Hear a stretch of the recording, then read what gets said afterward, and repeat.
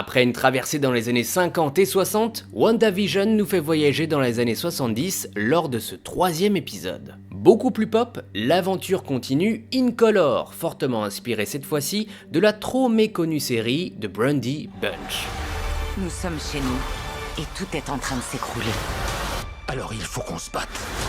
La famille est au cœur de cet épisode qui, au-delà d'être la troisième partie d'un plan construit sur la longue durée, nous permet de découvrir la vie secrète de nos héros préférés.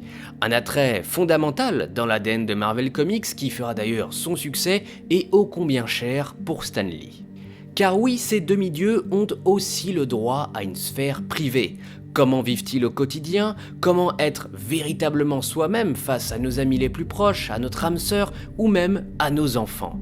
Toujours en filigrane, WandaVision explore cette passionnante thématique. Enceinte du jour au lendemain, Wanda s'apprête à mettre au monde deux jumeaux. L'occasion pour le metteur en scène de jouer à nouveau avec ses méthodes d'effets spéciaux d'antan, toujours aussi drôles et agréables à l'œil. Une façon habile de montrer aux spectateurs toute l'étendue et la puissance des pouvoirs de Wanda, mais aussi probablement de sa frénésie et détresse psychologique. La bulle construite par Scarlet Witch s'effriche de plus en plus, laissant un Vision complètement paumé comprendre et conclure qu'il y a un truc qui cloche. Tel un Truman Show à la sauce Marvel, le mensonge ou le fantasme dans lequel Wanda s'est embarquée se referme contre elle. De quoi imaginer les chemins qu'emprunteront les futurs épisodes, difficile de survivre dans cette forteresse à la fois psychologique et physique. Et c'est Monica Rambeau, au style clin d'œil qui rappellera forcément aux fans sa première apparition dans le Amazing Spider-Man Annual numéro 16 de 1982, est l'élément clé de ce tremblement de terre.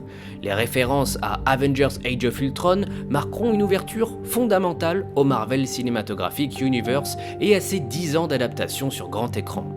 Un épisode qui nous permet aussi d'espérer en savoir un peu plus sur l'enfance et les origines de Wanda, ainsi que sa relation avec son frère Pietro, un personnage malheureusement quasi anecdotique à cet univers retransposé au cinéma. Malgré ce quasi premier élan tragique, la comédie et le pastiche restent les maîtres mots de cet épisode. Des décors jusqu'aux costumes en passant par les jeux de lumière, les gags ou même encore les virgules sonores et musicales. Une mention spéciale pour cette séquence hilarante avec la cigogne qui ne plaira peut-être pas aux accros de Vortex ou Destructeurs de planètes, mais qui pour certains sera bougrement efficace, voire même touchant. Il n'est nullement question dans cet épisode de parodier l'époque des années 70, mais plutôt de lui rendre hommage à travers une histoire beaucoup plus profonde.